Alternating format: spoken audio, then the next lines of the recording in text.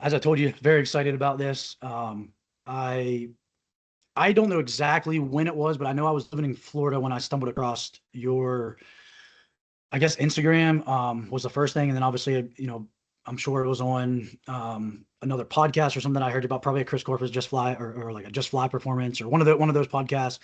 Um, and I kind of, I grew up playing sports, but at this point in my coaching career, I really hadn't been sprinting. I really hadn't been doing like speed development work for myself. Now, I mean, I was working at a place where we did combine prep stuff. And so, I mean, it was something that was like in my wheelhouse, but I hadn't really been doing it myself. And, I was like, I need to start doing my own speed training. So really that was what kind of generated me to start doing that. And I'm 36 years old and I'm still trying to set PRs in my 30 yard flies and everything like that.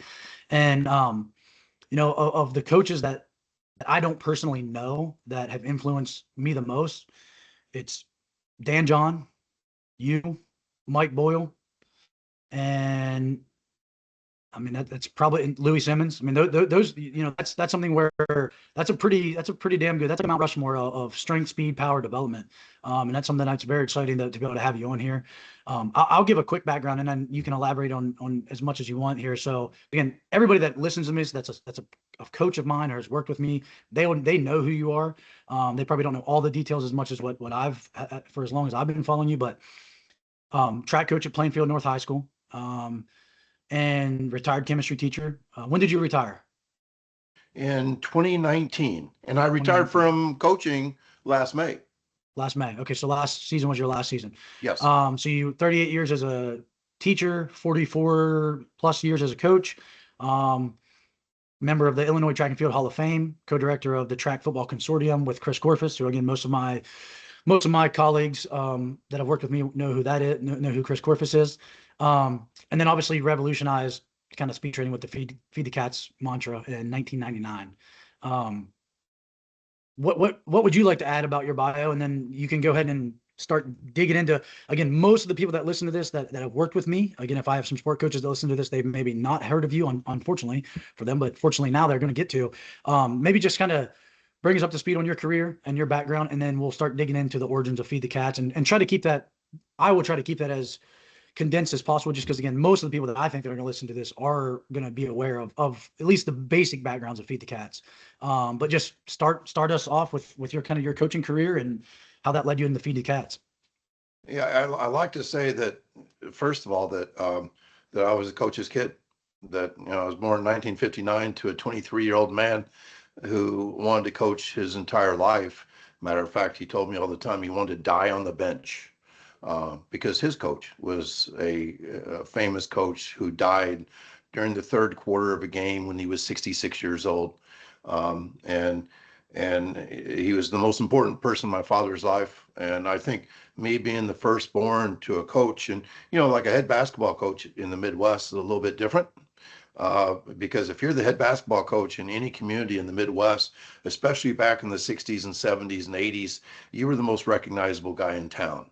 So I had a famous father, even though he was coaching at a school of 130 kids when I was born, he was still famous. And he was famous for being a coach and doing all those things that coaches do. And then probably the only other thing is that a lot of people pigeonhole me as a track coach. And that's probably, where I've, earned my cred or whatever. But, I coached football for 25 years, never was the head coach. And then I was the youngest head basketball coach in Illinois in 1982. And I thought that was going to be my career like my father, but I got fired in 1990. 1 month before I got fired, the same school board that fired me as a basketball coach begged me to take the head track job. And I said, yes, as a favor to my school, I will do that. And so here I am, with a second grade teacher for a wife and four little kids, and I'm fired. And so, my dad would have just moved. He would have moved to another town and continued coaching. But in my life in 1990, I couldn't do that because things were expensive. We were underwater financially, and so I had to reinvent myself as a track coach. And I think that's important for coaches to hear that, the best laid plans don't always work out, but every bad thing that happens in your life, it seems like something great happens. prior or soon after. And for me, I got fired as a basketball coach and got the um, and got the honor of becoming a track coach.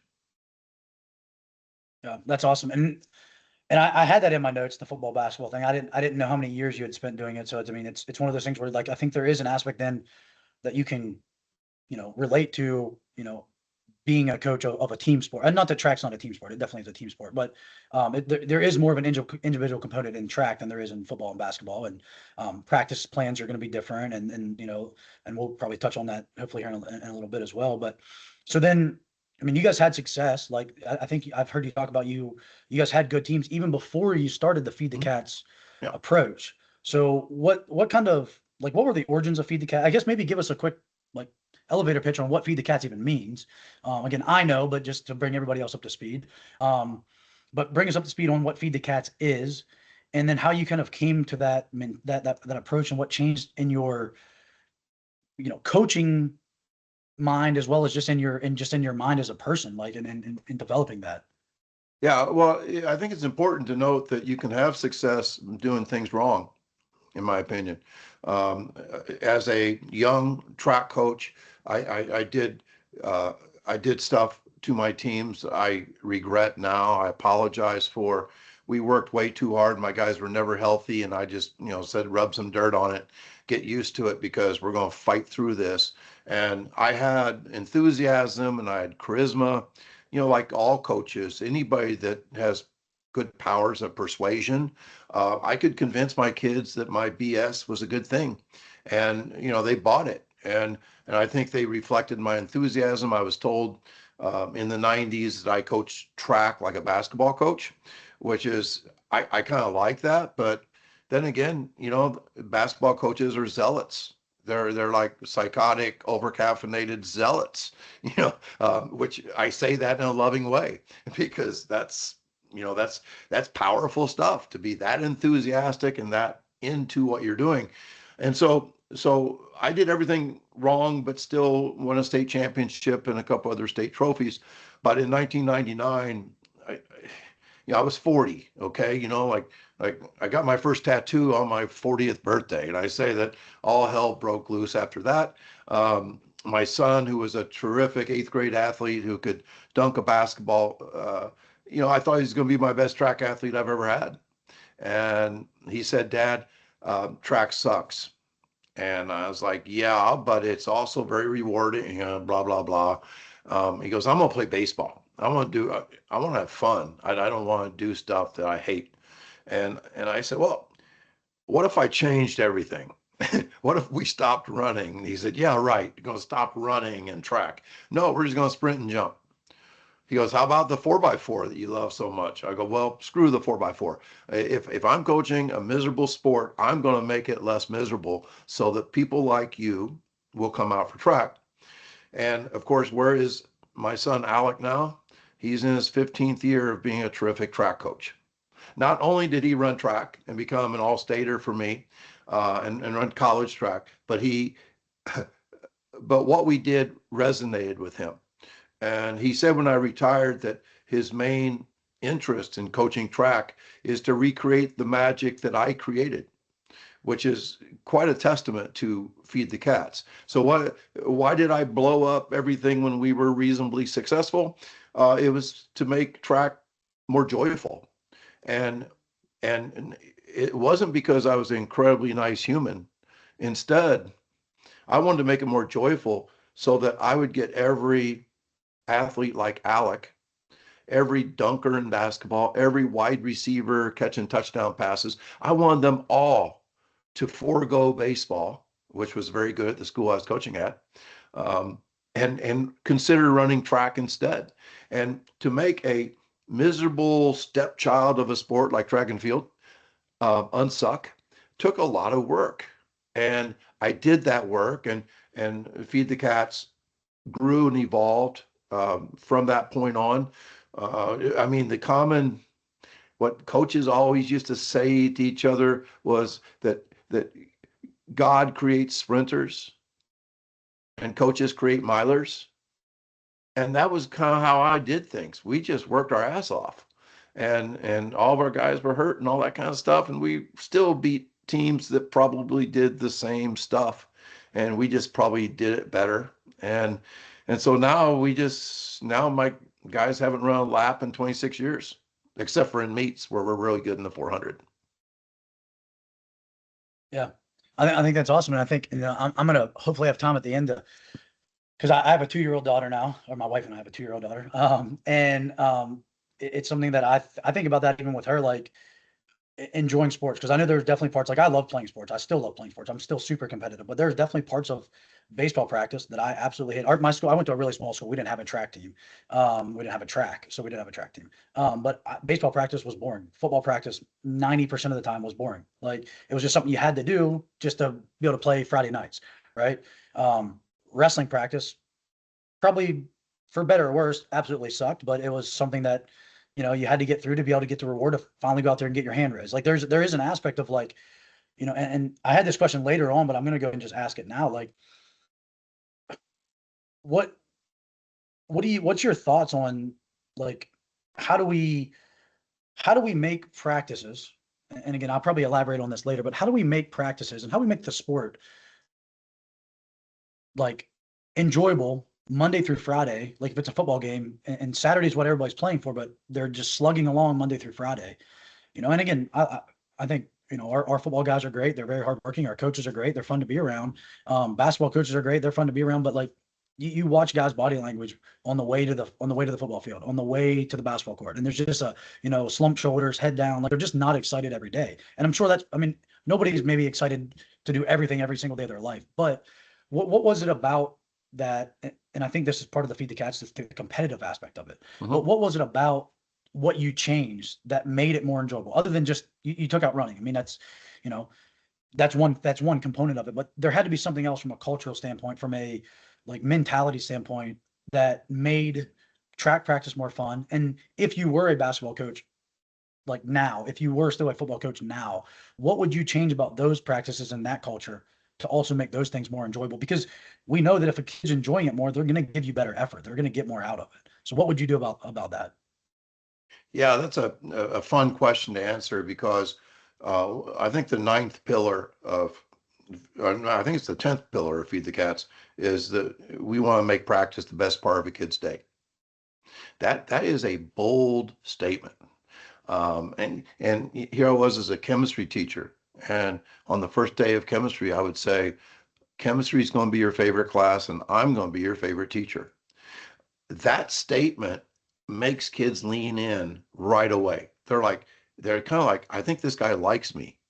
Like there's a sense of love there because I care about their experience. And, adults don't say that to kids very often. And when we say the best part of their day, a lot of people think I'm a trophy for everybody, kind of a woke coach. I can be as mean as anybody in the world as a coach. I was brought up by old school traditional coaches, and I can dress somebody down with the best of them. The type of fun we have in practice is not silly fun. It's not grab ass fun. It is cutthroat competitive fun. And so probably one of the best words to use as to make practice better is to gamify practice. And I think gamify has two different meanings to me. One is anything that can be measured, measure it. And then record, rank, and publish. That's one of my slogans. So if you hear record, rank, and publish, that's a Feed the Cats, Tony Holler thing. It's not trademarked, but it could have been. And that is the food of cats. If that doesn't stir the blood of an athlete, then that athlete has no business being an athlete. He needs to go play the drums or something in the band where it's not as competitive, because we like to compete. We like to win and lose. We hate to lose, but we love to win. And so I think competition through measured performance is really important, especially in training. Now, in the actual practice itself, you can also gamify in a way that I'm sure you've seen. I can remember my dad like it was yesterday because it was so darn fun. He'd tell the manager, put a minute on the clock. The orange team's down 60 to 55 with a minute to go. The orange team was the first team. Oh, and blue team, we're going to give you an extra player. We're going to play 6-on-5, and we're going to challenge the starters to see if they can still win the game with a minute to go. Can you imagine how hard we played? I mean, it's like we were diving on the floor. We were dunking and high fiving and being enthusiastic and all that stuff. And even if we lost and had to do like 10 push-ups or something, it was it was fun. It was a challenge. And what I've found is that kids these days, and so many adults disparage kids these days as entitled, soft, lazy, um, disrespectful, blah, blah, blah. Well, kids these days are absolutely superstars if they like what they're doing and they're obsessed with something they love doing. And so I really think we can make practice really, really good. And one of the other things too um, is that Feed the Cats teams don't do after practice conditioning. The mindless, why are we doing this? Okay, we're doing this to get tough. We're doing this to win the fourth quarter, blah, blah, blah. We just don't do it. We just don't do it. And kids are so much healthier mentally and physically because of it. And people say, well, we do it and we win. I said, I don't care what you do. And I think that maybe if you didn't do it, you would win more. But I'm just saying that that's what a Feed the Cats program does. We gamify, we compete in practice, we do performance level stuff in practice, which I don't know about you, but when you're practicing 3 or 4 hours a night, you can't do performance level stuff. Matter of fact, you can't, if you're burnt from the day before, you can't even bounce into practice. You are already burnt. They burnt the steak, and one of the sayings is, "We'll never let today ruin tomorrow," and but we could also say, "We'll never let today's practice ruin tomorrow's practice," which gives us a chance to really work hard sometimes if we take the next day off. Yeah. I mean, honestly, I love that, and it's why I have you on here, because that's exactly what I love to hear, and what I think, you know, all coaches need to hear. And we were talking before off the air with Coach Aruza down at Randolph Macon, and that's what he said. Like, they never do 2 hard practices back to back. If they're going to go hard and they're going to compete and they're going to have a 2 hour practice, their next day is going to be either an off day, or it's going to be a short walkthrough, hour-long practice, or something short and to the point, and no extra, junk volume and things like that. Um, I mean, do you mind sharing just all 10 pillars of Feed the Cats, just to touch on all those? Well, this will be interesting because I will have to do this in my head. The first one is the speed is the tide that lifts all boats. Yep. So even in sports like golf, we have found that as people get faster, their club speed improves.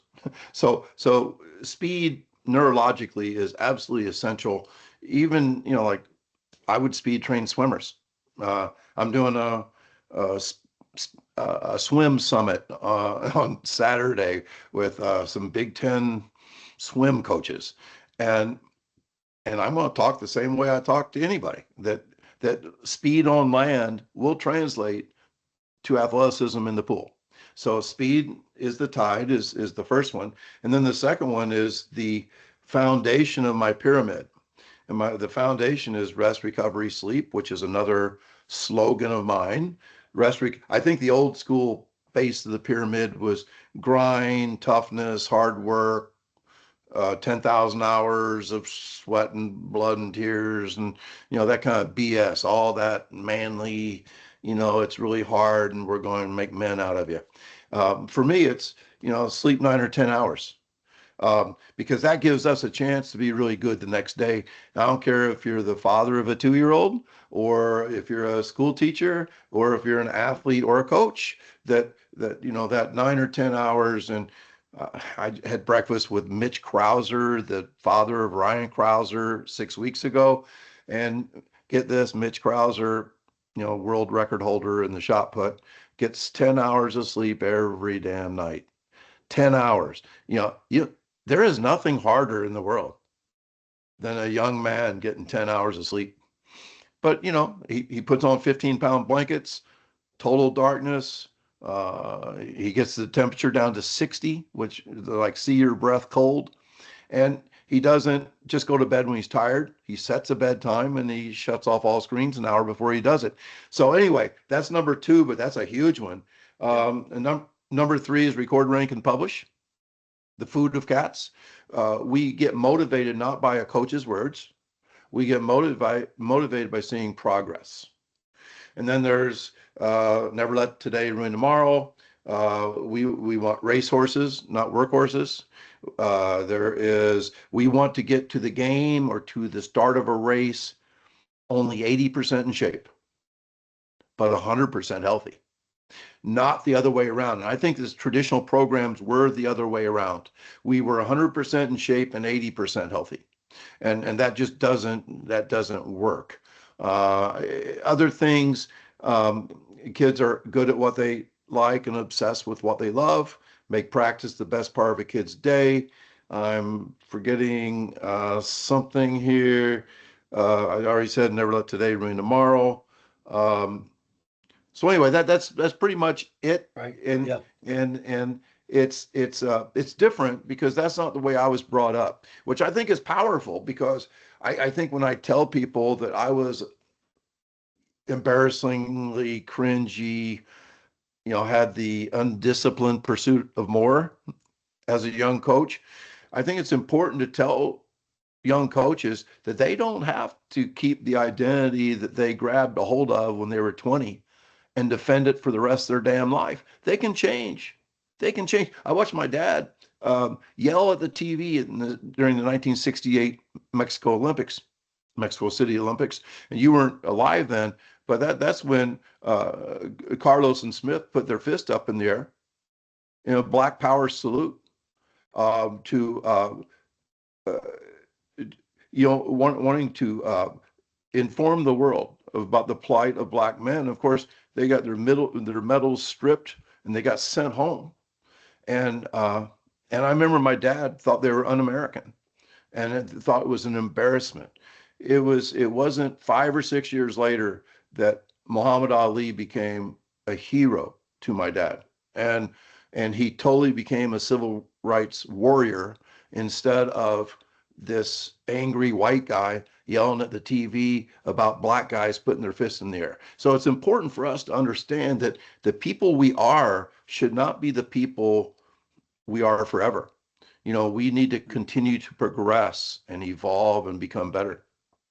Yeah. I mean, that's amazing. That's awesome. I agree with you, and it's something that I mean, it's part of the reason why I've started doing these podcasts. It's honestly it's part of the reason that I just love being a string coach. Is like I don't want to do just because we did it last year, and even if, like you said, even if we had success with it last year, just because we did it last year doesn't mean we have to do it this year. Doesn't mean that it's going to be what we're going to do 5 years from now. And honestly, I would be very hesitant to consider myself a good string coach if I looked at my programs 5 years ago when I first got here at Fairmont and we're doing the exact same stuff. Now, is there things that are the same? Are we sprint, doing speed work and record ranking and publishing? Yeah, we're doing that. That stuff might not change, but maybe how we change it, how we publish it, how we record it, like some of those things would change, just being more efficient with that. But yeah, I'm with you on that. Like it's definitely got to be, I think sometimes our identity is the last thing that changed. Like the sport changes, the culture changes, the game changes and stuff like that. But our identity is like the last thing we hang on to. And I think it's something that I love hearing that. Can you just give us like just one last kind of wrap up, just like the background of Feed the Cats. Can you give us like an example of when you first started implementing that methodology? Like what would have been like or I guess even up to now, like what would a practice look like? What would a track practice look like? I know, and if we have time, we'll get into like the X Factor days and things like that.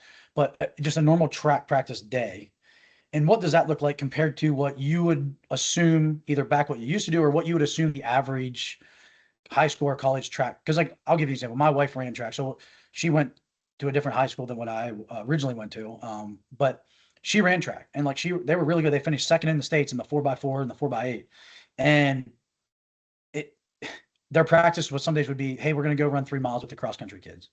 Like that would be their practice. That'd be their warm up some days. Their warm up would be go run 3 miles, and then we're going to run like 800s as practice. So I honestly wonder what them is. Again, you're running for.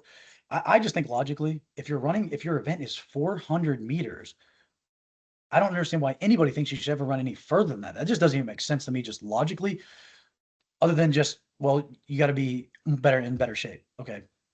Okay. Maybe, but that doesn't even make sense because the shape that you need to be in is for 400 meters. But anyway, regardless of that, like I know what their track practices were to look like, but that's really the only track team I've ever been around is just what my wife ran in high school. But what does a traditional track practice look like, or even when you were coaching basketball and football versus what you would think it would look like now? Like what the timing, the live reps, the like, you know, and I'll probably have this as a follow up question. Like I look at football practice, for example, and we have Connects on, we have GPS data to measure our guys' workload, and we have that for our basketball teams as well. But I really wonder, with football practice, how much of that is just like junk, unnecessary volume, and that's what Coach Aruza kind of talked about too. Where they've tried to get rid of anything that they don't absolutely think is going to be competitive or make them better, or anything else that's not that, they're going to do it as a walkthrough. Anything that's not like full speed competitive, we're going to do as a walkthrough. If it's not going to make us better and win games on Saturday, we're not just going to do stuff just because when we were players, that's what our coaches had us do too. And again, I don't know enough about structuring football practice to know what is what isn't junk volume. I guess I see it on the Connects on of like, hey, you guys had 3 miles of practice volume today, but only 200 yards of that was above 80%, which is like that shows you like how much of it was just extra moving around. And again, is that necessary? I don't know, but it doesn't seem like it is. So what would be from a track lens, what would you say an old school track practice looks like versus a feed the cats track practice? And then if you have any, however you want to maybe elaborate on that for football practice, basketball practice, soccer practice, like lacrosse practice, any other type of field sport or court sport, what would that look like? Yeah, I definitely want to talk about sprint-based football. So if I don't talk about in this answer, let's go back to it because sprint-based football has really become big.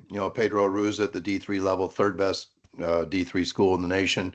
But the national champs, Wisconsin River Falls was a feed the cat school this year, and then of course Indiana was also a sprint-based football program as well. They'll never run out on the field with a feed the cats flag or anything like that, but he feeds the cats, and Yeah. and Yeah. Derek Owings, who's now, Yeah, we can I talk watched about the all that Derek, the stuff. Derek Owings. I saw the Derek Owings video, and like it's very feed the cats. And, Oh, the other thing I'll say sure. about this too is real quick before you elaborate.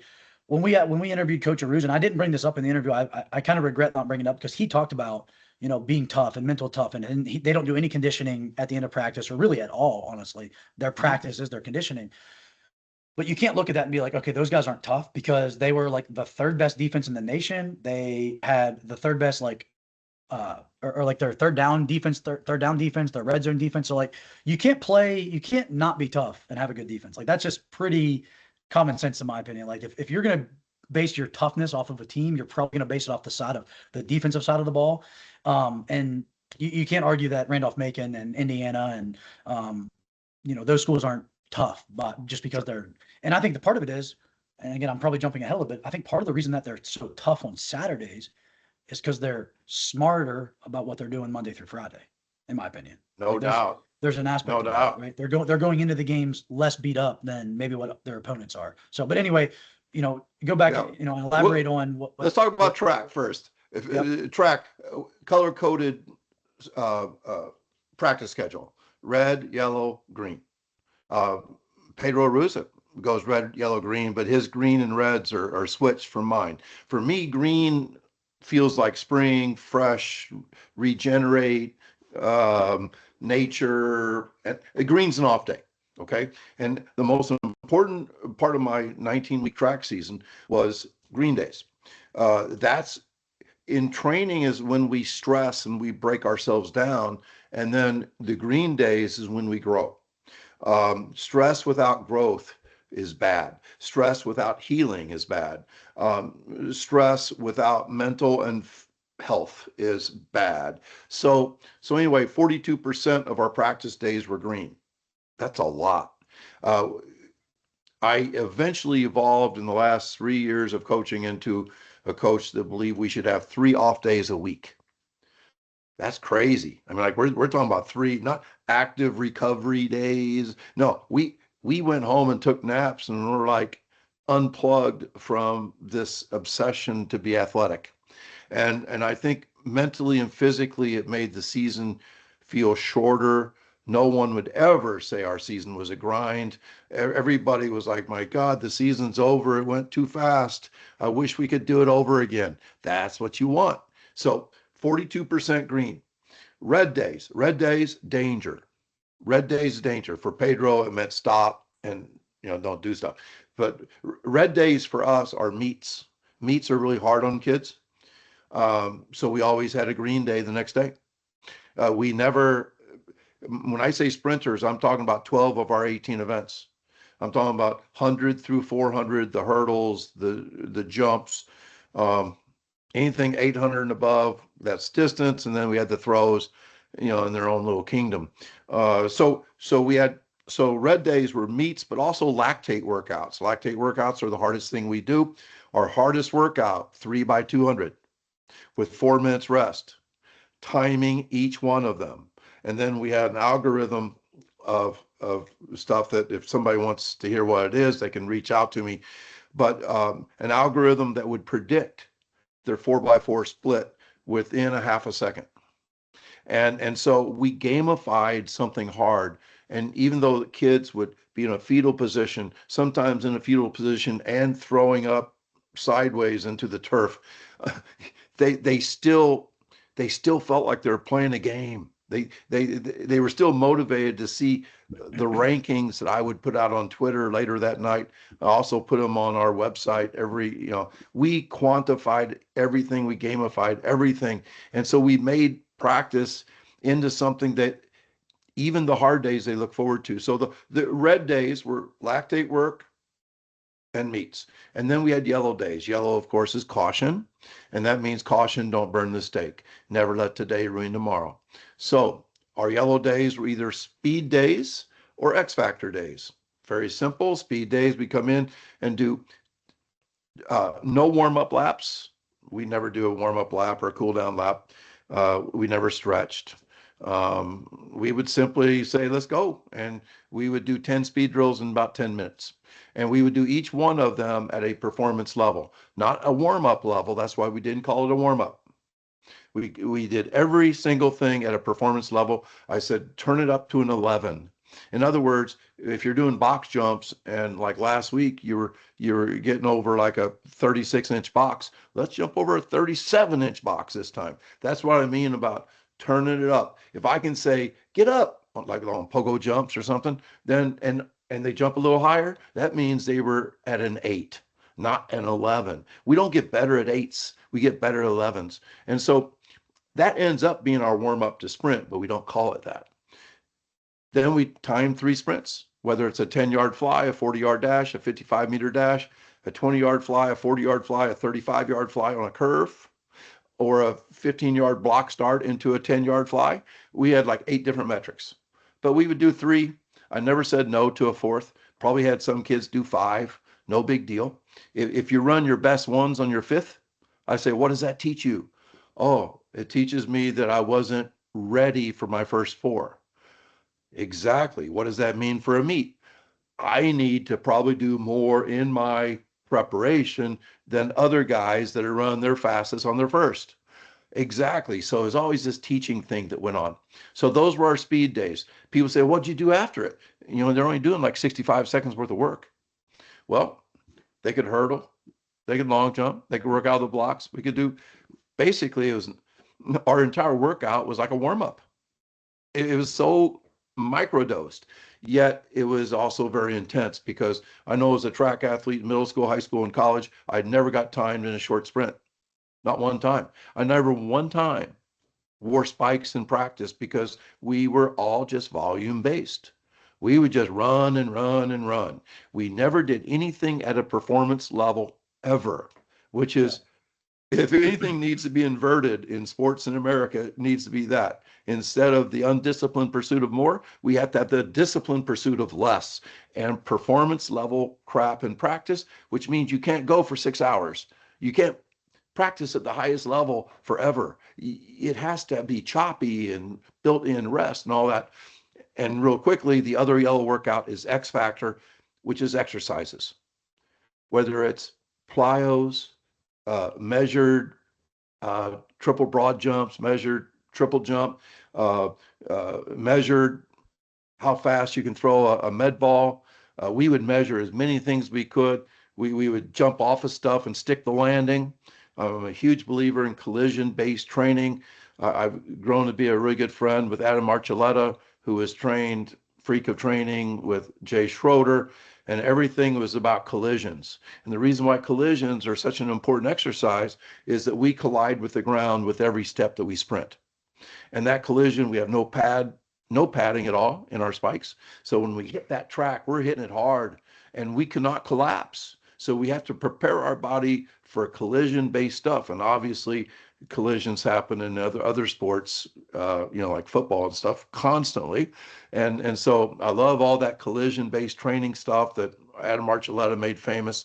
So anything that you can imagine that might have a positive effect on speed is fair game and X factor, but the doses are low. And the alternative to an X factor yellow day is a green day. So, so like the only thing you could screw up in an X factor day is if you did too much. Right. So that's what we did. Now, what was old school? Old school was uh, intervals every day. 12 200s. Oh, today we're going to do a ladder 2, 3, 400, 500, 600, then back down 500, 400, 300, 200. Or we would get crazy and say, okay, we're going to run 8 400s. And every 400 you run under 60, you get to do one fewer. Every one you do over 65, you got one extra. Ooh, now so I was still trying to gamify stuff, but it was a stupid game. Right. You can do stupid games too. But it seemed like basically you just ran kids into the dirt day after day after day, and then would back off the day before a big meet. But I can remember coaches talking about, oh, these early meets aren't big. We're going to train right through them. So they would do like 12 200s the day before they'd send their kids out and do 4 events. And then they would bitch about how their team is unhealthy and how kids were quitting the team. And remember, Feed the Cats. Feed the Cats was just a shameless way to get good athletes to want to run on my team. If I got them to run on my team and then disregarded their mental and physical health, they wouldn't have stayed on the team. Right. Cats won't jog, man. I Right. mean, that they'll sprint and they'll fight you, but they don't want to jog. They don't want to go out with the cross country team. Yeah. No, yeah. I mean, there's so much there. It's again, I flash back to like like I said, when my wife ran track. It's one of those where like I kind of wish I could have gone back in time and like had a chance. And I tell my wife this all the time. I wish I could have had a chance to coach like her senior year. I wish I could have been their track coach, knowing what I know now, having nothing, knowing no knowledge of actual track. Like Mm-mm. I don't know how to coach a 400-meter sprinter other than It's not that hard. feed It's the not cat. that So like hard. that's all I would know.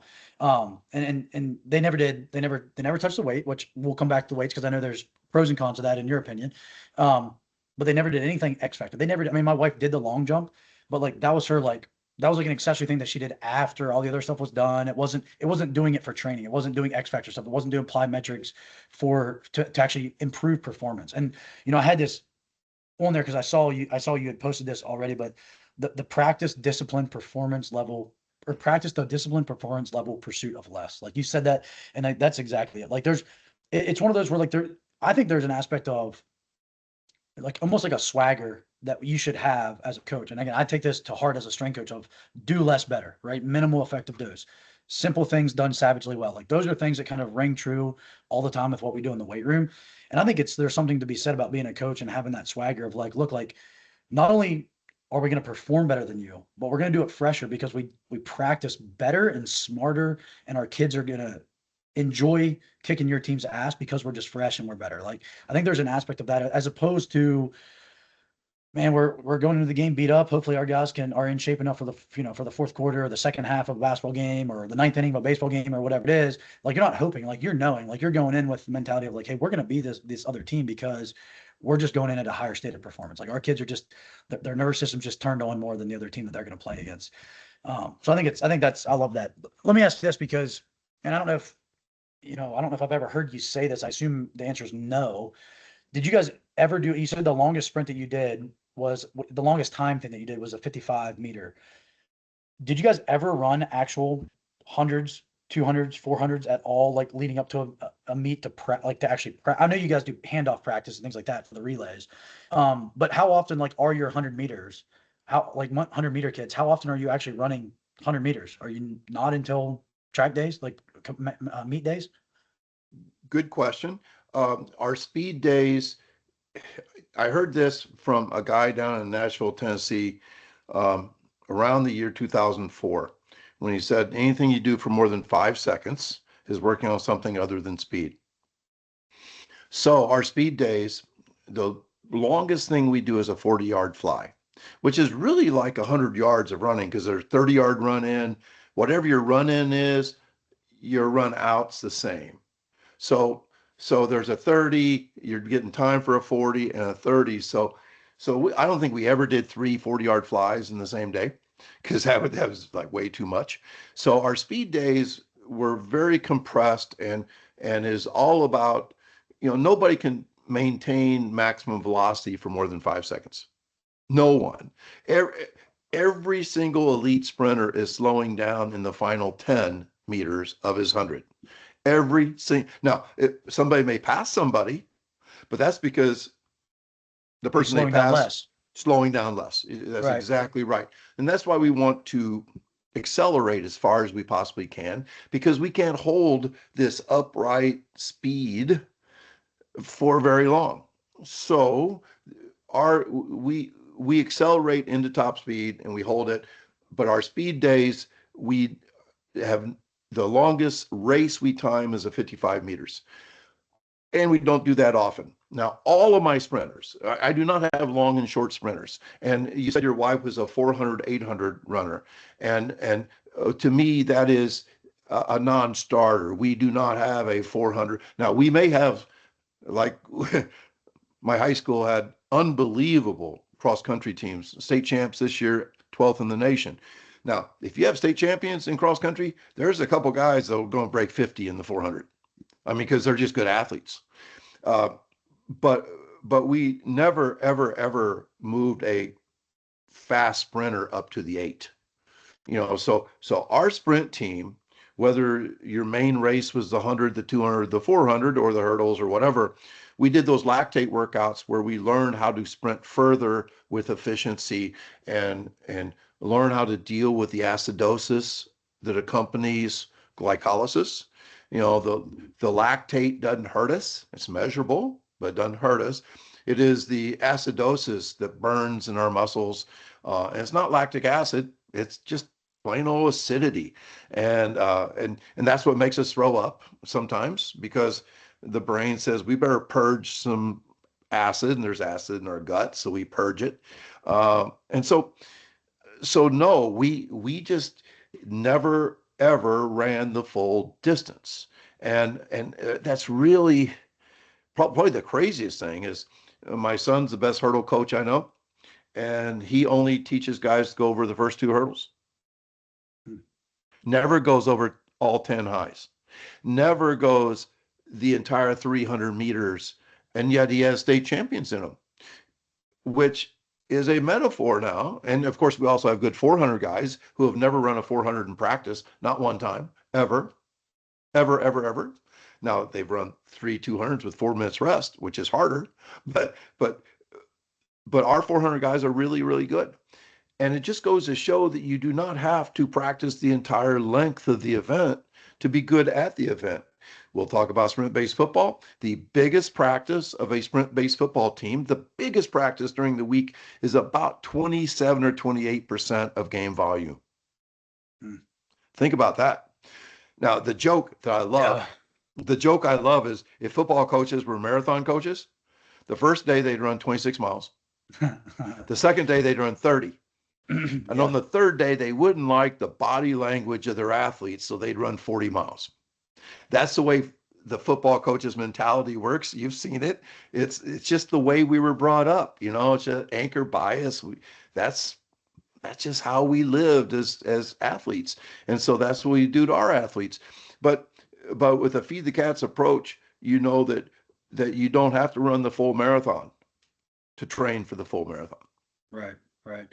Yeah, I'm gonna come. I do want to come back to that because I actually, but just before we got on here, I was having a conversation with our soccer coach, Mm. and he's new, so we're still figuring kind of summer plans. And one thing that we're at a disadvantage at this level is our kids go home for the summer, which is great. It's good for the kids to go home and just kind of be as we talked about off air before, like we're not at the Division 1 level where these kids are making money, so that they deserve to an extent, go home and be able to be with their family and work a part time job and do the things they need to do. But I hate it from the strength and conditioning standpoint. Is I don't know what they're doing. I don't know if they're going to come back or they can come back having touched the weight or the first time we put a bar on their back, or is it going to feel like the heaviest thing in the world, even though it's 50% of their max from when they left? So there's an aspect of that where like just a tissue tolerance aspect and like a neurological like resiliency aspect of that. But I'll come back to that later on. But what we were talking about is working up to the amount of volume that they need to cover in the week of practice. And I think he is very in tune with trying to keep practice as short and as dense as possible. And again, I'm jumping ahead a little bit, but without doing any extra volume. There is an aspect of no matter what you do on the game of the game day, you are going to run in a soccer game. These girls are going to run 3, 4, 5, 6, 7 miles just because Yep, that is what the game exactly. demands. So there is an aspect of from a conditioning standpoint. I'm gonna put a note, put like a note in that for a second. There is an aspect of it from a conditioning standpoint that you do need to maybe accumulate some volume just to be able to be ready, but at what cost of everything else, I guess. And again, I'll come back to that. I want to go to one last question or not one last question, one last kind of thing to tie in on the track stuff. So you guys never ran 100-meter dash, or anything further than that, for the 2 and the 4s and the relays and all that. And actually, you mentioned my wife. My wife probably shouldn't have been running the 800. She was not built for an 800. She ran. It's funny. My wife ran track only because she wanted to be in shape for soccer. So that tells you the type of conditioning they were doing as her track team. Like she only ran track because she was competitive and because she wanted to be in shape. She wanted to do something in the spring to keep her in shape for soccer for the fall. And I think the only reason they threw her in the 800 is because she was the only person probably tough enough and willing enough to do it. But anyway, can you just tell us some of the success that you guys have had since you've been doing Feed the Cats? I think it's kind of like it would be something I think everybody needs to understand. Like, and I know the one thing that I know is Marcellus Moore. I know he's kind of been one of your guys' best guys you've had. Can you just tell us like what maybe your best 100-meter, your relay teams, what your 2 4, what like your good average and even your best level kids would run by training the way that you guys train? Because again, I think it's something where people are going to hear that and well, like they probably just weren't any good. And it's like, no, you guys were still really good. Like you said, you were good doing nothing more than 3 40-yard dashes at practice. So just kind Right. of just brag a little bit, I guess. Brag about your kids a little bit. Yeah, I mean, like we were really good before Marcellus, but Marcellus was, a kid that was 5'6", and as a freshman for us, he ran the fastest 100 in the history of the world for 14-year-olds. He ran 10:40, and then as a sophomore, he's only 15 years old, and he ran 10:31, which is still the Illinois record. Now, I get a lot of blowback from jerks from Texas, that oh, we have eighth graders in Texas running faster than that. And they do, like with hurricane like wind and all that. But and Texas is it's a different thing down there. Like it's May 30th right now as we record, and there's track meets tonight, and it's going to be 46 degrees and raining. It's just not the same as it is in the Sunshine States. So the cool thing was when we went to the Feed the Cats thing, um, we won the state 4x4 the next 3 years. Not 4x4, 4x1, the next 3 years.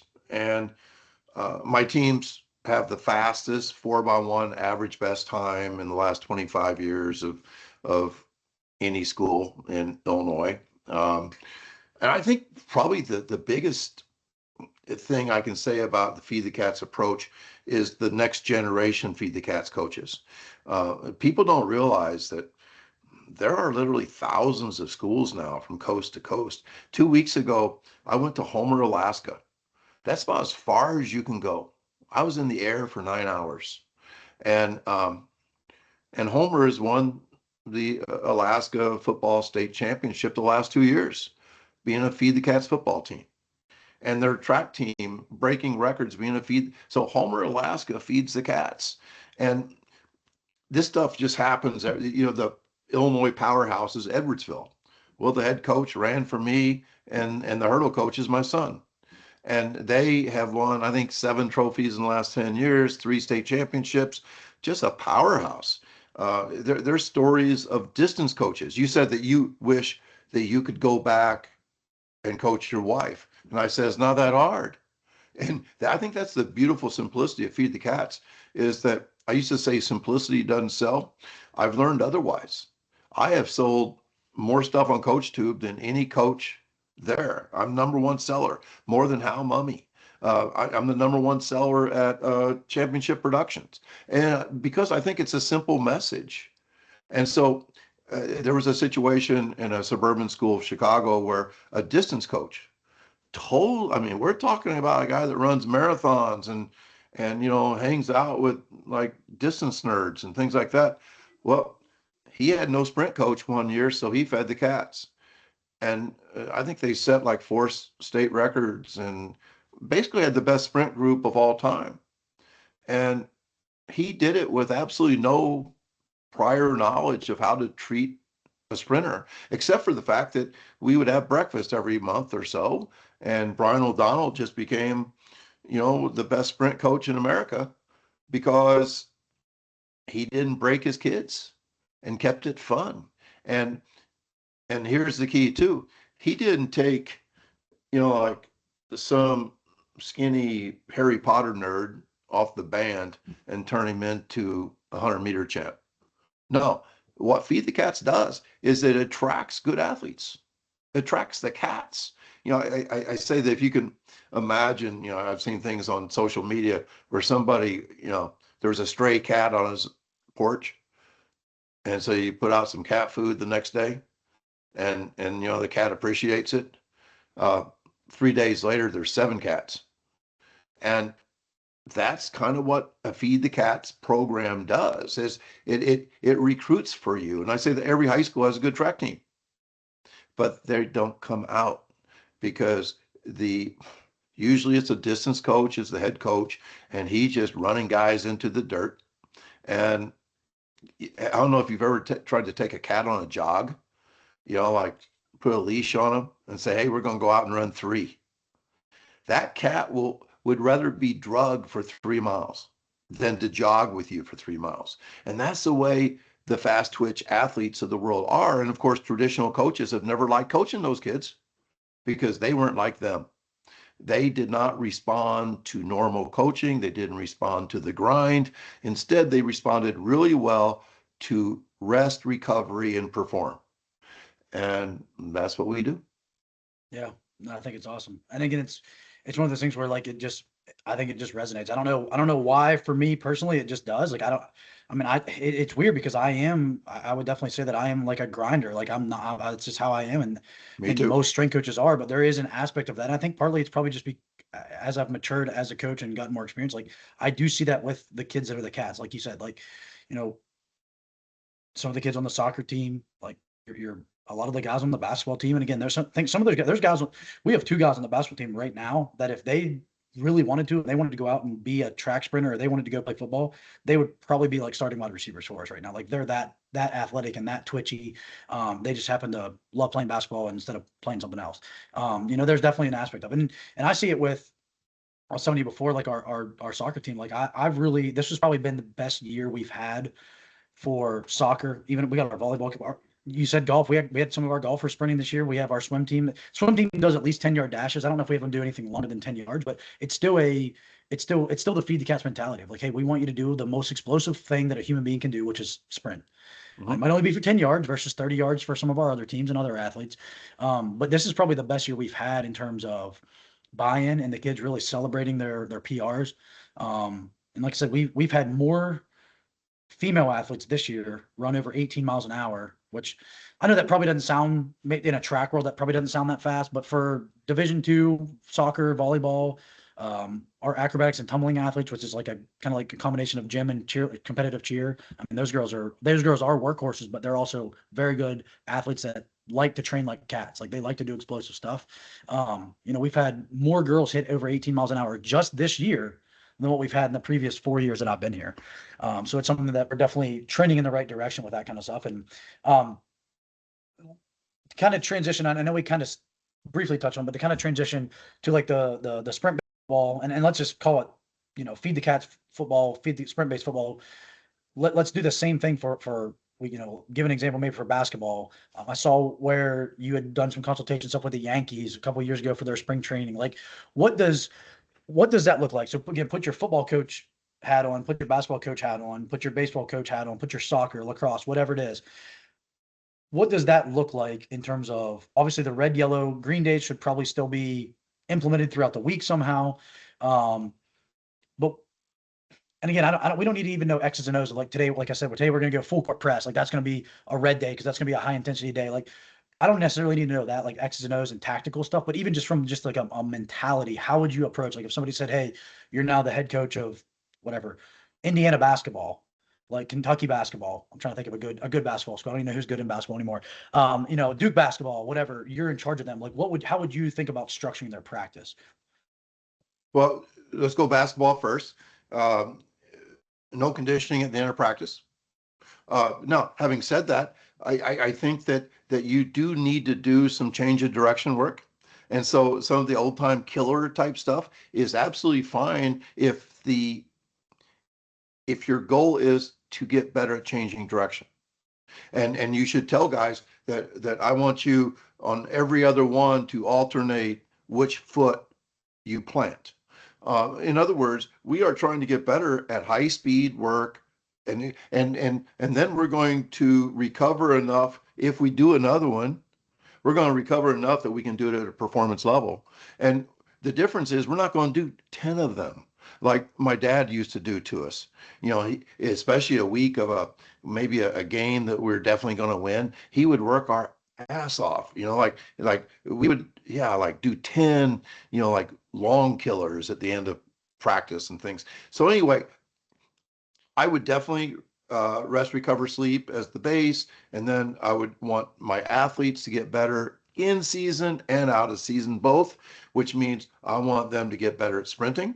I'm talking about max velocity sprinting a couple times a week.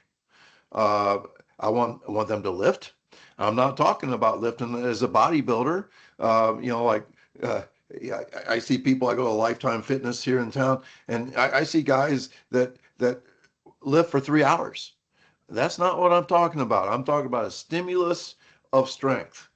Uh, I want them to be better jumpers, both vertical and horizontal. I want them to be bouncier, and we can train bounciness. And then finally, I want them to throw heavy things. I want them to work on rotational stuff. I want to create better athletes because the game of basketball actually is one of the better athlete building sports, but it still leaves a lot on the table because the college court's only 94 feet long. You cannot get up to top speed in 94 feet. And so people say, well, we shouldn't train it then. No, that's why we have to train it. We have to supplement the game with the stuff they're not getting. Too many coaches want to reverse engineer the game. In soccer, they want to run 7 miles because the girls may have to run 7 miles. No. Who's your best players? Oh, fast, explosive. Let's get faster and more explosive. So we want to create athletes. And then in practice, I think most basketball teams are playing 2 games a week. That's 2 red days. And I think that's the most you can have. So in other words, all your other days have to be yellow. Like caution, don't burn this day, don't let today ruin tomorrow. It's almost like every practice have to be a pregame practice. And that may mean that it's only 90 minutes, or it may mean it's 60 minutes. Um, it may mean that you purposely don't want to push them too hard. We may need to have a fundamental day in there to kind of catch our breath a little bit. That's easy. We work on shooting, we work on strategy, we work on those kinds of things. So I think it has to be almost all yellow if it's like that. Now, in football, I think you can have 3 performance days every week. One is the game, and then you can have another one, let's say on Tuesday, let's say you're playing your games on Saturday in the college situation. You have a performance day on Tuesday, and you'd have a half a performance day on Friday, something like that. I would definitely take one day off every week, actually two Sunday and one weekday. That would be really hard for coaches, but I think the mental health of coaches would respond so well to an off day. If a head football coach could go out and golf 18 holes on a Wednesday, he would be a better coach on Thursday and Friday. And too many football coaches just they embrace that unhealthy lifestyle and they're proud of it. And they should be because it's hard, I guess, but they're not going to last 44 years like I did or 47 years like my dad did in the game if you are miserably broken physically and mentally and socially because of trade-offs trying to win games. And what's awful is you'll win more games the other way. So in football, you don't do conditioning. Your practices are short. You time sprints. I say if you're not timing sprints, you're not sprinting. You record, rank, and publish. The University of Indiana, I was talking to Derek Owings, who's now at the University of Tennessee, making 1.2 mil. And that's what happens when you work at Indiana and you have that kind of year. The day after the national championship, you get a payday. Um, but he said, yes, we are a sprint-based football team, and our guys are faster. Our guys are hitting personal records in October, November. He said that they had a handful of guys ran the fastest time they'd ever run GPS wise in the Miami game, the national championship game. So if you can imagine being a sprint-based football team where your team gets 1 mile an hour faster and your kids love practice and bounce into practice and your coaches reflect that bouncy enthusiasm and your coaches are better than ever and you're playing against teams that regress by 1 mile an hour. That's the typical grind is you're going actually detrain speed and you're going to get slower. And because of that, your kids are injured all the time. Because of that, you have to punish your kids, you have to scream at them, cuss them, all that kind of stuff. Your coaches reflect the miserable behavior of the players. It's just a downward spiral. And I think that's why sprint-based football teams are dominating teams that are traditional now. And I just think, and this is probably the most important thing. Indiana, Derek Owings they reduce injuries by 50% in 2 years. In 2 years of sprint-based football, they reduce injuries by 50%. Um, any sprint-based football coach will tell you how injuries just don't happen because fresh, fast, alert players are almost bulletproof. They're almost bulletproof. They take a hit that would kill somebody else and they just get right back up because our brain is a protective mother. And if our brain is alert and our body is fully charged, we just don't get hurt. So Indiana started 22 guys game one, 21 of those 22 in the national championship game, number 16. You say, well, that might be a fluke. Well, how about the other sprint-based football national champion, Wisconsin River Falls, D3, and Matt Walker, their coach, and I were on the same panel at AFCA. I was the only non-football coach who spoke at the AFCA in Charlotte. And Matt said they changed not their football stuff, not their football stuff, because Feed the Cats is a way to cook. It's not a recipe. They changed practice times, conditioning, and they prioritize speed. That's what they did. And they made sure that today never ruined tomorrow. He said, Coach, you wouldn't believe this. After an injury-plagued season 1 year prior, we started the same 22 damn guys in the championship game as we did in game one. If that doesn't like blow people's minds, then you haven't been around football long enough. I mean, I went through the grinder as a junior quarterback, starting quarterback at my high school, and I had a career-ending shoulder injury in game four. I think there were 7 other starters who never played again after their injury, never played football again. And that's what happens when guys can't protect themselves on the football field. And we're talking high school football now. The collisions are not 100 miles an hour with guys weighing 250. We're talking about guys weighing 160 button heads. High school kids should never get hurt. And I think it's just the undisciplined pursuit of more that causes it all. Yeah, I mean, I love it. I agree with you. And I think this is a good time to kind of ask this, just your opinion then. So, again, I was going back to our soccer coach, or even again looking at our football volumes, and again, let's assume that nothing changes. That we, on average, our football guys on game days, they're covering around. I mean, some of our skill guys 3+ miles in a game. Which again, a game is a game. It's almost one of those things where like you realize, number one, also how slow the game of football is actually played. Like the average speed of the game of football is very, very slow. It's 14, 15, 16 miles an hour at this level. Um, I do want to brag real quick, and I think you'll appreciate this. We actually probably had one of, if not the fastest player in Division II football this year at our school when he got here. And I'm going to brag a little bit. I'm not taking credit for it. I think it's God, and I think it's his work ethic.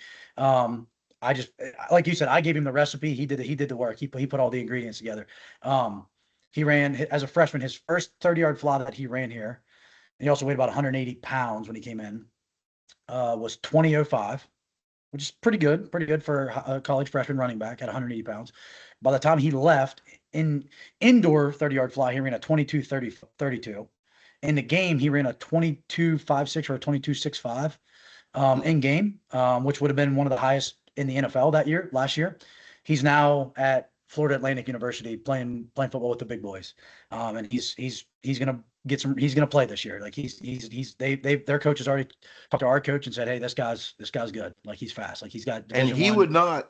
they would not have wanted him if he was still running 20 miles an hour. Exactly. I mean, it's Yeah. it's just your ticket to greatness Yes. Yeah. by being faster. And that's the thing is like it's why the 40-yard dash, everybody worries about the 40-yard dash and whether it actually makes you a good football player or not. What it does is I think it just shows the potential that you have as an athlete, your nervous system potential that you have. And I would honestly argue that a lot of probably college athletes, Division I athletes even, are probably still leaving some percentage of their mile per hour on the table because they're either overworked and or just under speed trained, in my opinion, underdeveloped from a speed training standpoint. But we sprint year round. Our football guys, the kid that I'm talking about, and I'll give him a shout out, Leonard Farrow.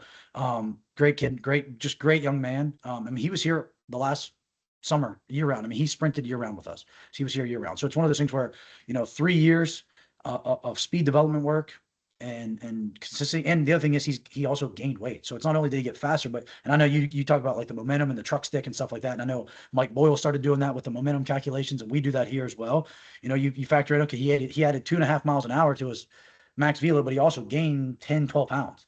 So like that's you want to talk about like force specific mass, right? The Underground Secrets of Faster Running book, that you don't want to talk about that. Like that's about as force specific mass as you can possibly think of. But anyway, there is an aspect still though, where these guys got to hit certain distances in games. And no matter what you do, even if you have all yellow days of practice, you're still probably going to accumulate just because of the demand of jogging on and off the field and getting from this end zone to that end zone and special teams units and all that. You're still going to require a mile and a half of workload, 2 miles of workload at certain points of practice, right? Or more. Soccer, like our soccer girls, me and the coach were just talking. He wants me, which again, I understand the logic here. He wants me to build them up to 20+ kilometers a week of volume to get them ready for the season, because that's probably what they're going to end up accumulating across 2 games and 4 practices in a week. How would you balance focus on speed, make speed the priority, right? Feed the cats. But there is an aspect of just tissue tolerance. Like we do have to be in shape enough. We have to have that repeated sprint ability to get them through the season healthy. Honestly, it's not even the season, it's get them through fall camp. How can we get them through the first 2 weeks of football season? How can we get them through that first week and a half of soccer camp, right? How can we get them through the first month of basketball camp in the fall? Like, how would you balance that, be it from a sport, from a strength and conditioning standpoint, sport coach standpoint of, look, we do still have to at some point accumulate a certain amount of volume. Yes, and I think that's one of the hardest things, and it's so much of my stuff is counterintuitive and kind of inverted, like the way it has always been. I kind of like turned it upside down and inverted it, you know. So what I say is this, that first of all, coaches need to be very uncomfortable with how little they do in the first 2 weeks. And you know how hard that is for coaches, right? Yeah. Um, Typically, there are some coaches that will do 5 times game volume on the first day. I mean, like just crazy stuff. They're a little too excited, and they want it so bad, and they can't hold themselves back.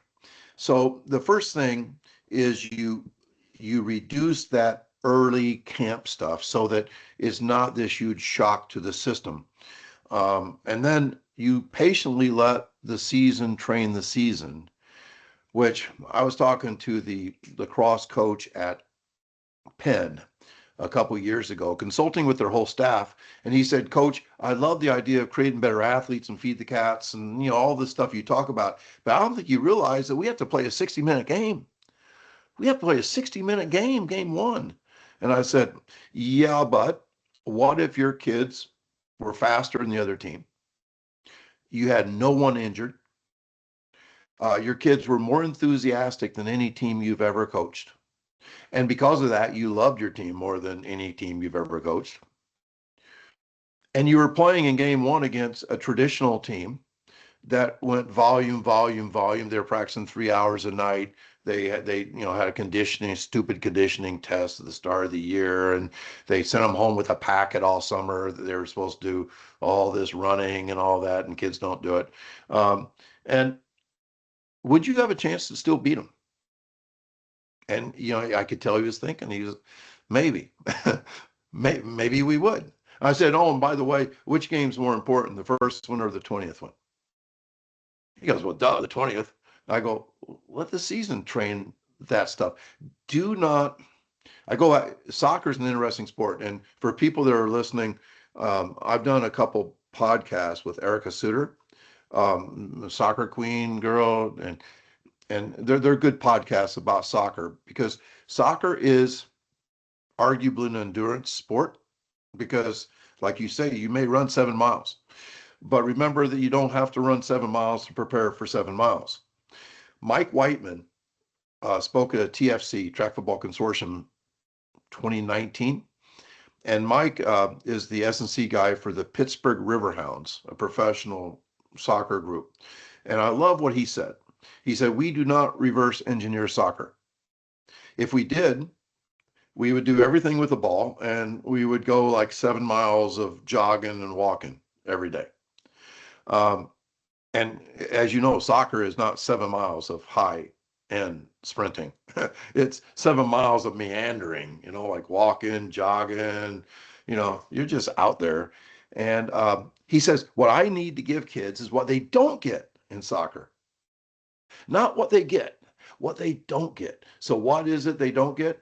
Exposure to max velocity, lifting heavy things, jumping high, jumping far, bounce, throw. You can't use your hands in soccer, so nobody's throwing. But shouldn't you be strong rotationally? I mean, shouldn't you be the best athlete you can be? I mean, a better athlete is a better soccer player. And deep down, soccer coaches know this, because when they recruit kids, they don't ask them for their 5K time. They want to know their speed and strength, and they have a look about them. And it's a look of an athlete. And so why would you want to turn thick, strong, fast soccer kids into a team, no disrespect, but like the way a college cross country team looks? That looks like maybe they have an eating disorder. Their arms are like pencils. Like, no, you don't run the cat out of your good athletes. Don't recruit great soccer athletes and then pretend like, no, this is an endurance sport. But it's hard because it's the way it's always been done. Yeah. Always. And so this whole idea that we are going to, that your job is not to get them in shape. Your job is to get them as athletic as they can be, is a different way to look at things. And these are hard conversations. I'm glad I'm not you, where you have to sit down with your head coaches, and and have these contradicting ideas, and because you have to get together, Yeah. you know, eventually you have to get all your arrows going in the same direction, but you also want them going in the right direction, which, yeah, that's something that's not easy. Yeah. Well, and I'm gonna move into some injury stuff here in a second, just because of that, to kind of tie that into it. And you mentioned multiple times how being injury free going into game one and game, for football, game 11, game 12, game 13 is more important. And I don't want to I don't want to brag, because I don't think we as an entire, athletic department have always done the best job of keeping our athletes injury free. And there's definitely an aspect of that falls on what we do in the weight room and how we can always do things better. But, you know, when I think back of the athletes that have been less likely to get injured, there's two things that stand out.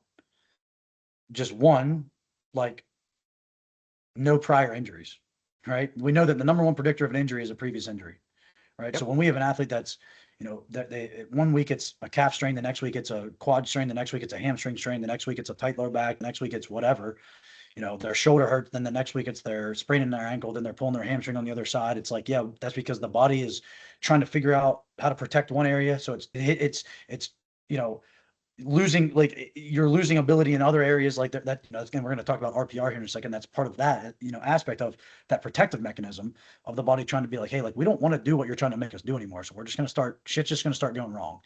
um the other aspect of it is that I look at is it's the kids that sprint the fastest and jump the highest that don't get injured. So the kids that do get injured are a lot of ones that have prior injuries, and the kids that sprint the fastest and jump the highest for us, which will, again, I have 5 years of data to look at that. They're the kids that don't get hurt. And interestingly enough, they're typically the kids that also are the most, successful kids on the field. If I look at our soccer, our soccer roster, and we actually just had a recruit here yesterday, and I was telling her and her mom this, and I feel sometimes I kind of feel like an asshole saying, like, look, if you're not fast, you're probably not going to play. But that's my job. I want to help you get faster, right? And I tell them that. I'm like, look, I look at that as a challenge. Like, if you don't think you're, the fastest kid right now on your team, like, you're going to come here and we're going to try to make you the fastest kid on our team. Like, that's something that we're going to try to do. But if you look at our soccer roster, you can even go down the volleyball roster. You can definitely go down the football roster, go down the baseball roster. Again, our baseball guys sprint. Go down our basketball rosters. The kids that are like that top 50th percentile are the kids. And again, there's always outliers. There's kids on the soccer team that just, or basketball team, they're just great basketball players, that they just have a great shot, or, have some sort of skill that you can't teach, or, it just happens to be the center on your offensive line that he's just a stud, and doesn't matter how fast he is. He literally needs to take 3 steps forward or backwards. That's all he has to do. There's definitely a huge correlation, and probably some causation between speed, power, and, that performance metric that you're talking about. From the injury side of things, though, because again, I'm one of those where we can do everything right, and shit still happens, right? We had a football kid this spring, great kid. The kid's never really been injured before that I can remember. Great kid, hard worker. I mean, great build, very physical, 20 plus mile an hour kid.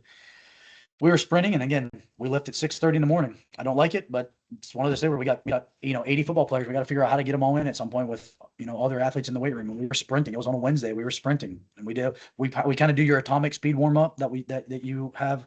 I kind of adapted a little bit some of the things that we do, and we basically did that. We went up and sprinted, and I think it was on his second or third rep. And the crazy thing is, it was a spring PR, not an all-time PR for him, but it was a this spring PR for him.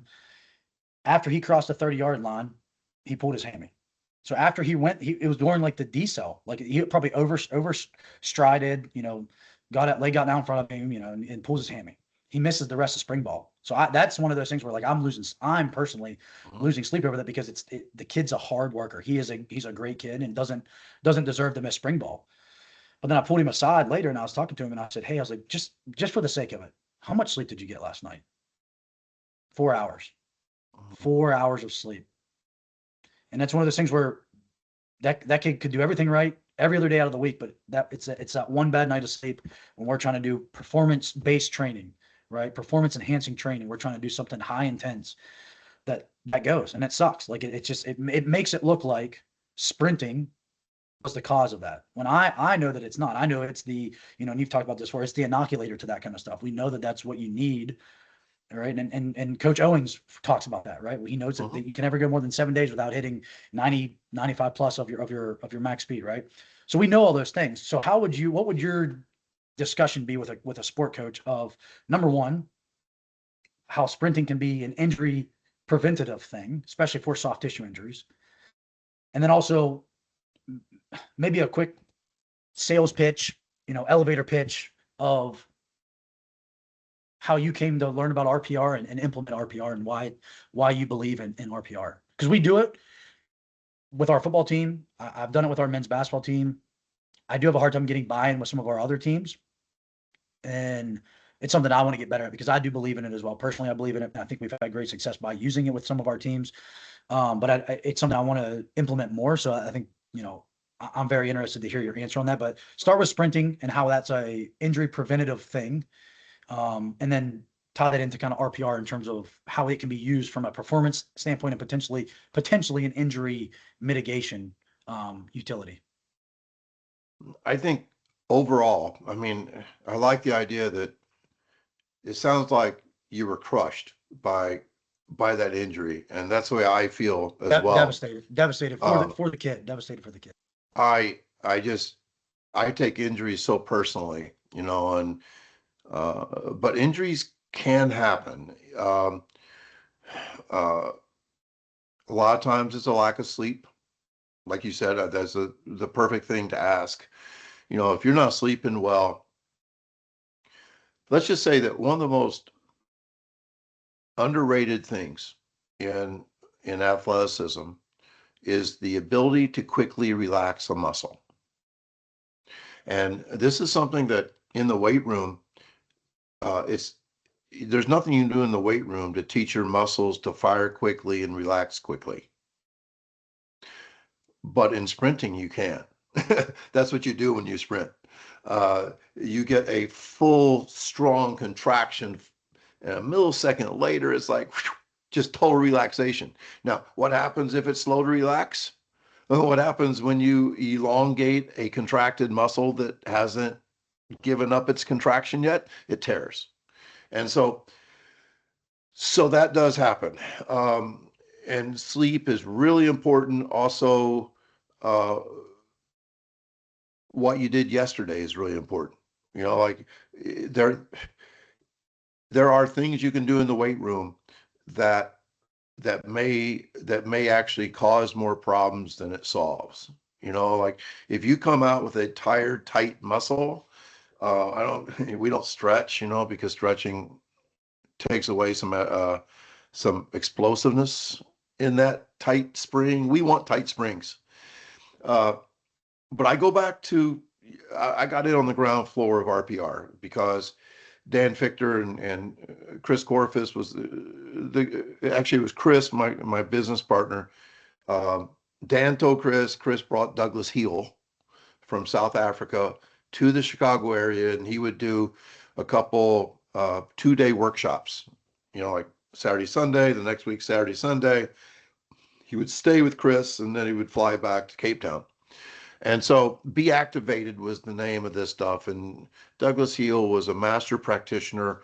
Um, Chris Corfus wholly learned everything from Douglas. Chris Corfus became the American Douglas Heel. And it's amazing to have a friend that can fix somebody. And we're talking guys can walk into Chris limping after a doctor says you're out for 2 weeks, and that kid's practicing full speed the next day. So there's unbelievable fixer qualities, and we're not supposed to talk about that because that's like not performance related. That's more like we're pretending to be a medical professional. And RPR is not like Be Activated in the sense that Be Activated was hijacked by coaches, but it was really meant for healthcare professionals. Whereas RPR was the mission of RPR was to empower athletes and coaches to do RPR to themselves. And it was well, I'm just here to tell you that there can be miraculous stuff going on. I remember 15 years ago having a kid that had a hamstring injury, and I emailed Boo Schexnayder. the world's greatest track coach, practitioner. By the way, he said that 80% of all NCAA football players never reach their ceiling of speed because, there's too many programs. All he wants big thighs and tough kids. And so these kids have their speed stunted.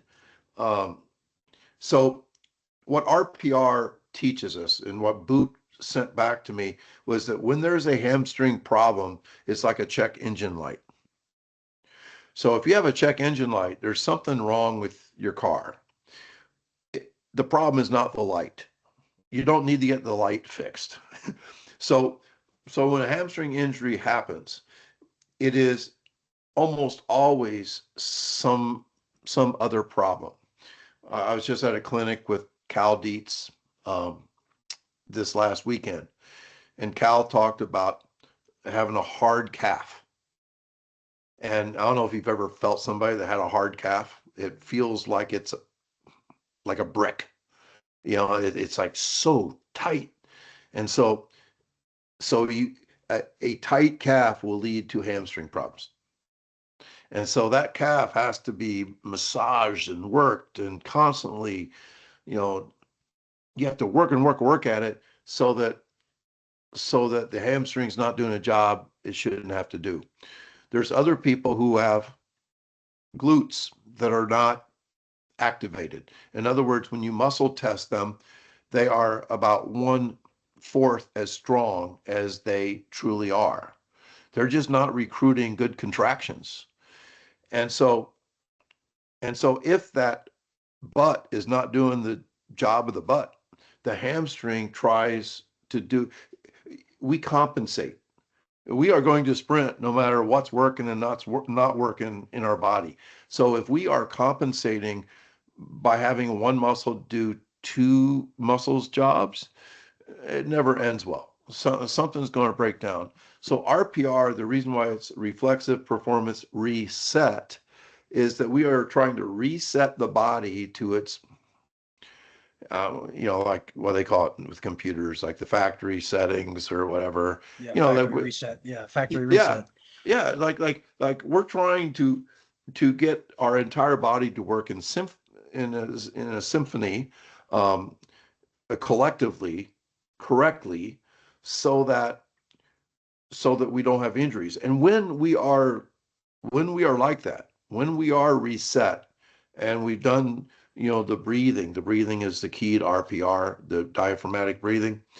Uh, when we have that, and then we also have really good tissue resilience because we sprint low dose, just as we're talking, like 3 sprints twice a week. I mean, like super, like low dose.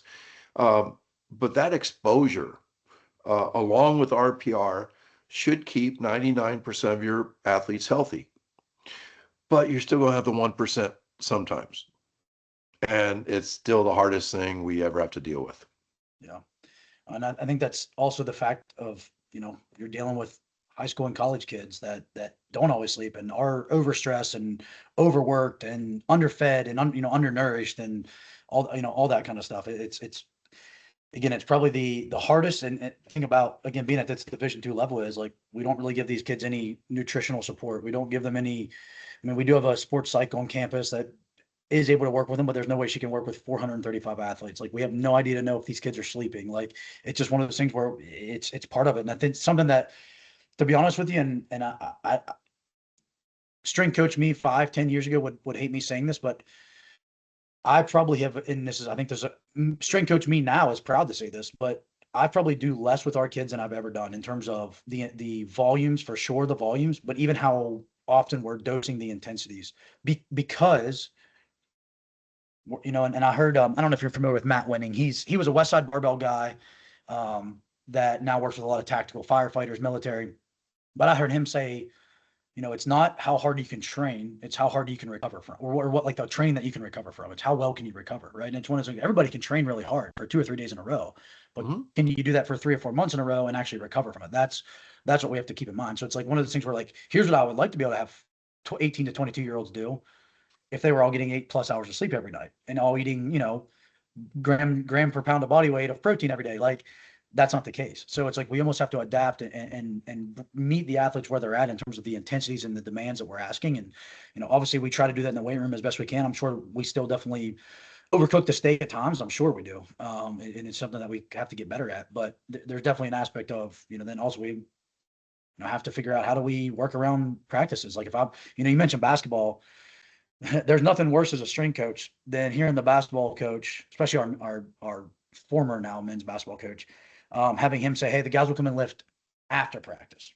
I know at that point in time, if I'm getting our men's basketball team after practice, if I had a 45-minute long lift plan, I might as well just cut that thing to 25 minutes because those guys are not going to have the attention span nor the energy left to get through a hour long lift. Like they're just not. So we're gonna get in there. We're gonna maybe do a couple sets of squats, some med ball throws, or some plyometrics, and we're gonna get out of there. Like it's something where like I'm completely okay with adapting my training around the level of what the athletes are able to handle.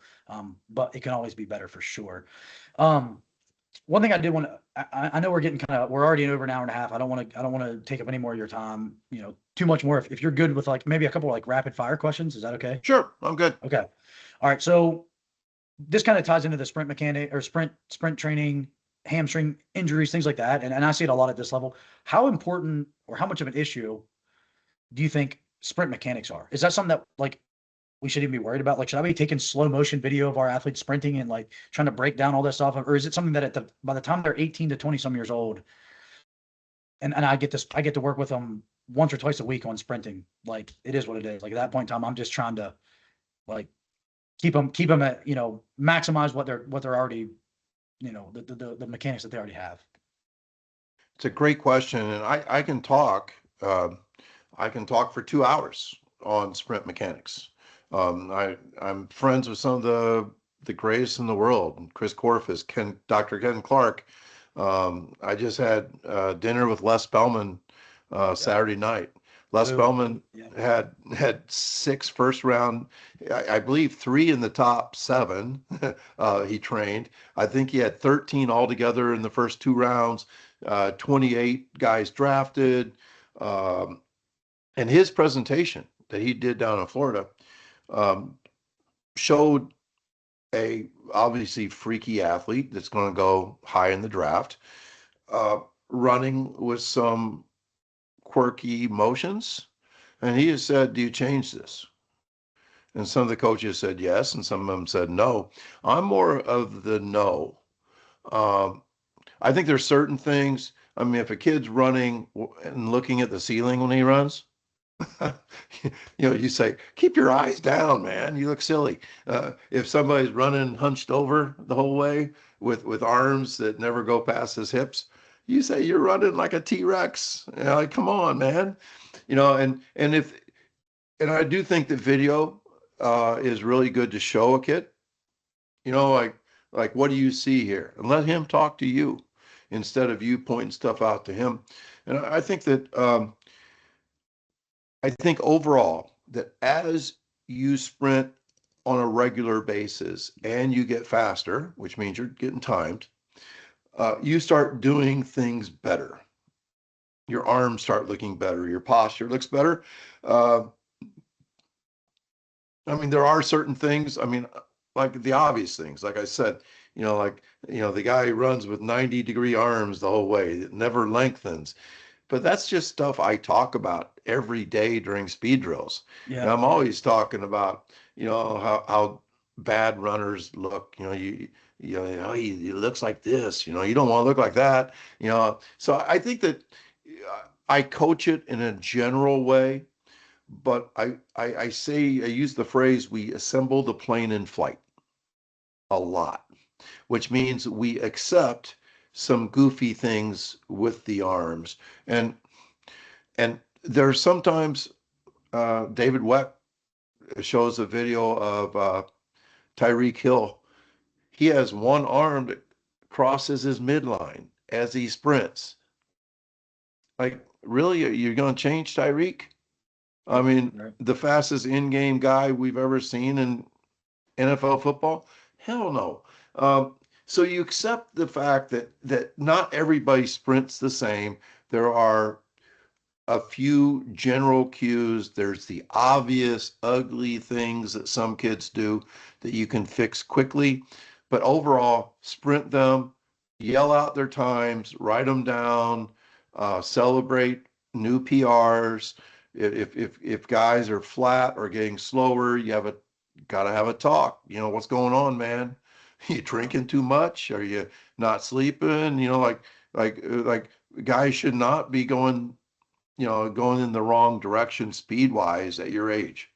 Right. Not, yeah, and I agree with you on that for sure. And that's kind of what our approach is. And I'm gonna tie this into the next question too. But just to say that, like, what I do a lot is with our speed warm up, our speed prep. And again, I'm very cautious of calling it a warm up. I'm sure sometimes it kind of like slips out because it is a warm up, but we Yeah. don't, we kind of go straight to, hey, we're gonna do a speed march, we're gonna do a speed skip, we're gonna do a run, like a basically like your what you call like your boom boom booms. Like we're gonna do those, like, we're gonna do those things. And as I'm coaching them through, I'm like, hey, this is kind of our acceleration mechanics. Hey, this is kind of more of our top speed mechanics. Hey, when we're doing our prime times, I want you to be tall. I always joke, I want you to be your roster height. I want you to be what your roster height says, not what your actual, what your actual height is. Good Right. one. So it's Yeah. so it's one of those things where like I'm gonna kind of remind them of what good sprint mechanics should be, or what kind of the norm of sprint mechanics should be. Um, I think one of the other things that we see, and actually this is going to tie into the other question I was going to have, is one thing that I've noticed is if we get the kids out of like terrible basketball slash training shoes and we make them, because we have an indoor strip of turf and we make them run barefoot, it seems like there's a little bit of a change in just their posture. Now they can't accelerate as well because they don't have as much friction, so but it's better for their top end speed stuff. That I feel like they just get a little taller, they get a little bouncier. They don't lose that squishiness of wearing shoes that have an inch and a half of cushion on them. And a lot of our kids, it's funny. The very first week I made our women's soccer team do it, they kind of like, we don't really want to take our shoes off. And then we had like 5 girls hit PRs like that same day. Like, and I was like, okay, like we're doing this from now on.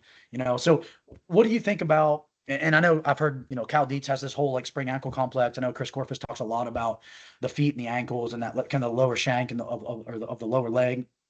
Like, I mean, how often did you guys ever have your kids, like, obviously maybe not on a track, but like on the grass, like on the turf surface? Did you guys ever do any stuff barefoot, like any of your X Factor stuff barefoot? Like, what's your thoughts on how important the feet are in terms of just overall athletic development or Our athletic indoor performance? facility didn't have turf, so we weren't barefoot very often, but I'm a huge believer that the feet should be a lot like the hands, that first of all, we don't go around with our fingers all jammed together because we're wearing pointed shoes, that we need to be able to spread our toes as much as possible. We also, shoes basically become coffins.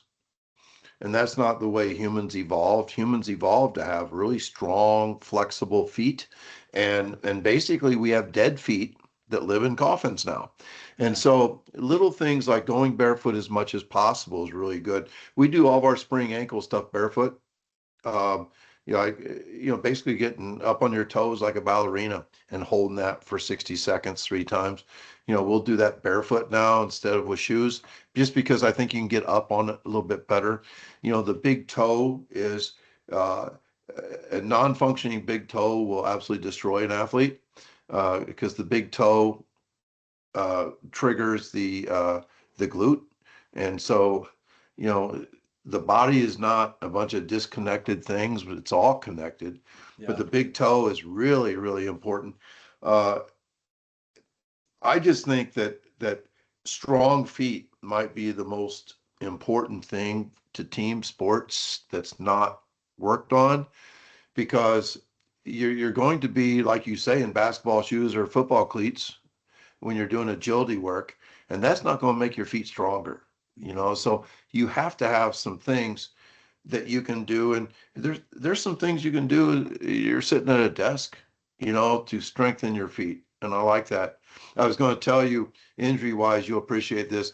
Um, one of the things you can do to alleviate lower leg problems is just take a key and scrape the arch of the foot, and and if it's really sensitive, that's probably why they're having lower leg pain. That you just keep scraping the arch of the foot until they relax a little bit, and then they'll get up, and all of a sudden their shin splints are better. Um, and then also fireflies. Have you used fireflies yet? I haven't. I've heard of them though. I know what they are, but I haven't used Yeah, them. it's like a Band-Aid that has a watch head in the middle, Yeah. and it goes over the very top of the fibula, the fibular head, and it sends like this electricity down your leg and makes your toes move Yeah. around a little bit. Really, really good for swelling, really good for long trips. And what's great is they're only like $50 a pair, and they Yeah. have like 30 hours of battery life.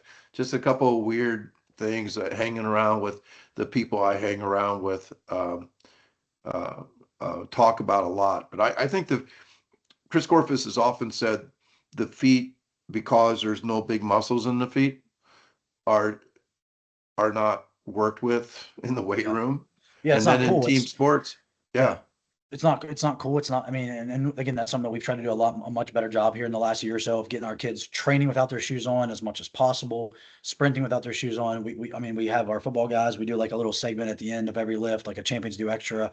At least one of those days was like an ankle and foot series.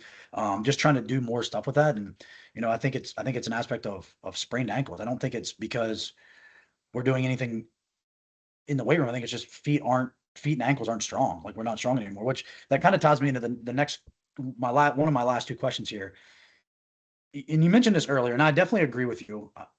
I may push back a little bit. I think that's just because I work with a lot of young coaches, and I feel like sometimes these young coaches maybe like aren't as like, I don't know. I think it's just me being middle aged now, and like these young coaches, I don't feel like they're like as motivated as what I was whenever I was 20 some years old. But you mentioned about like how you don't think that kids are different and all that. And I think there's definitely truth to that. I think parents are different. I think parents are different, which has made kids different. And we give every time a kid cries now when they're, and my wife and I are adamant about this. Like we don't give our 2-year-old like she doesn't use a cell phone. She doesn't have a tablet. Like she's not on something. She's not addicted to something. When we get kids that are literally addicted, and I'm probably guilty of being somewhat addicted to my phone device, but these kids are they're just being raised differently than how I was raised. Definitely like how you were raised. They're not playing outside anymore. Like they don't have gym classes much. They don't have morning recess, gym class, and afternoon recess. Like my elementary school, we had 3 physical activity periods in the day.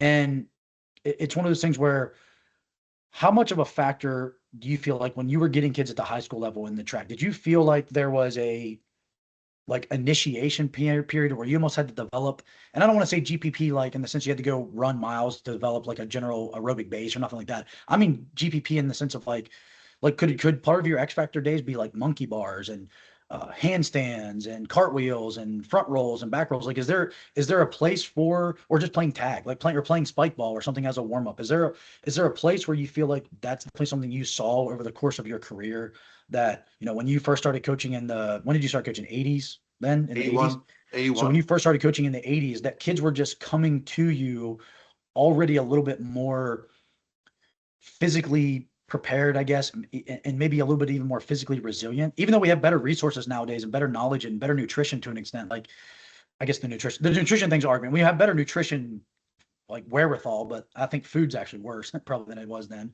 But in terms of just kids like physically being different, maybe mentally they're the same, but physically being different because of just the lack of free play, the lack of gym class, the lack of monkey bars, the lack of people just going like again when I was a kid, you drive past a skate park, there'd be 20 kids skateboarding. Like that, no town that I even know of has a skate park anymore, right? And it's one of those things where skateboarding is an athlete you have to be a good athlete to be able to skateboard, to be able to do that kind of stuff, right? Rollerblade, like nobody, like I just don't know if I don't see kids at a basketball court playing basketball anymore, right? So it's just one of those things where how have you seen that change over your career? And was that something that when you would get a kid on the track team as a freshman and they were like, hey, I've never actually ran in my life, like how did you initiate them into being a track athlete then? Yeah, well, I think that you're right in several. I mean, obviously, outdoor play is not the same as it used to be. When families are really small, when you have 1 or 2 kids instead of, I had 3 siblings, I guess. There's a lot more. I could walk out any time and go to an open field, and there'd be another 10 kids there. And I don't think it's like that anymore. Having said that, I truly believe that athletes are better than they've ever been. And I think track and field shows that. If you look back, especially speed wise, at the Illinois state track meet, athletes are so much better now than they were 20 years ago. It's not even close. Mm. And so I do think besides the no play outside, the other big problem is specialization. Um, if if you just play one sport, you're not getting all the other things that the other sports could possibly give you. Um, and if you're not, as you know, lifting and sprinting and all that stuff, your sport probably doesn't make you a better athlete. Even if Right. you're becoming a little better at soccer, you're not faster, stronger, you can't throw further, you can't jump higher. So, so there's a point there. But the thing where I want to go with this is in the last month, I've helped a couple schools set up Feed the Cats PE, Wow. which is absolutely mind blowing that we are going to create athletic fitness K through 12. And we are going to sprint and record, rank, and publish. We're going to throw things. We're going to do a pro agility, 5-10-5 stuff. We're going to do shred mill stuff and write down the miles per hour. And it's going to be ongoing. And there's going to be like a monthly report that shows where you are that month and where you used to be. And and some people say, well, isn't that just trying to create, like an athletic sports factory? I'm like, maybe, but who's going to benefit the most? The bottom half, because the bottom half is worse than it's ever been in the history of civilization. So I think the top half better athletes than they've ever been. The bottom half are in absolute emergency mode. I mean, like we have no idea how unhealthy the bottom half will grow up to be. And giving them some athletic fitness instead of teaching them archery or playing indoor hockey with like a plastic puck or something, if we could get them joyfully sprinting and jumping and doing those things and competing against themselves and celebrating improvement and records and all that stuff, I really think it's probably the most excited I am about anything right now. And I was never a PE teacher, but I think we might be saving kids if we improve physical fitness. Yeah, no, I think that's awesome. All right, last question here. And again, this is a very selfish personal question because, like I said, I have a 2-year-old. And again, I think back, number one, the early specialization, like I just, and my wife is on board with this, like we just definitely would not allow our daughter to pick one sport and play it from the time she's 7 until she's whatever. But if you were to design kind of like a long, and you kind of already mentioned this a little bit, if you were to kind of design a long-term athletic development model, um, what kind of like ratio of like feed the cats gym class should there be? What ratio of gymnastics? I think gymnastics, again, if you look at some of the best athletes that we have here at Fairmont, like that, our acrobatics and tumbling girls, like they're just the best athletes because most of them grew up doing gymnastics and they have insane kinesthetic awareness, insane body control, insane like reactive strength. Like they're just in relative strength. Um, and even I think about this too, like just not even putting her on a youth track team, but just showing up to a youth track meet and just say, hey, go have fun, go run 100 meters as fast as you can. Like when she's like 8 years old. Like at what ratio of organized team sports, multiple organized team sports, not specialization, but multiple organized team sports, free play just in the backyard, me and her throwing a frisbee, something again, there's no frisbee teams, but throwing a frisbee, right? Me and her just going to the track. We actually on her second birthday, um, one of my other strength coach buddies did this with his kids, and I think it's cool. Me and her racing a 40-yard dash, me and my daughter. So she took like 28 seconds. So I'm hoping that by the time she's 18, she's a little bit faster than that. But it's one of those things where like at what point is free play, organized team sports, just randomly entering her into, doing gymnastics, randomly entering her into, a swim meet, a track meet. Like, I mean, what do you think about like, and maybe you did some of this with your kids, or maybe your kids you have grandkids now. Like, Yep. what would you think would be that ideal kind of long-term athletic development model? Well, my brain goes to something. I've done a couple talks in Ireland, and I'm just really impressed with their GAA or some of their Gaelic Athletic Association or something like that. Their mission statement. Usually, mission statements are BS. They don't mean anything. But they have a mission statement I love. that we want our kids to play as many sports as possible for as long as possible. And I thought that flies right in the face of America because our kids are playing fewer sports, and if they don't golf or play pickleball, they're like retired athletes when they're in their 20s. And so we would really like to see kids play as many sports as possible for as long as possible. And that would be really good. Having said that, you can gamify stuff with little kids so easy. One of my favorite stories is if when your daughter is a few years older and you get frustrated that when you tell her to clean her room, it's like it doesn't go so well. Say, hey, clean your room and I'm going to time you. And all of a sudden everything changes. And they'll want to know their time. I tell people that I have 4 grandkids, and you know how all 4 of them, they do that doorway thing where how tall you are and the date, but they also time sprints, age 2, 3, 4, 5.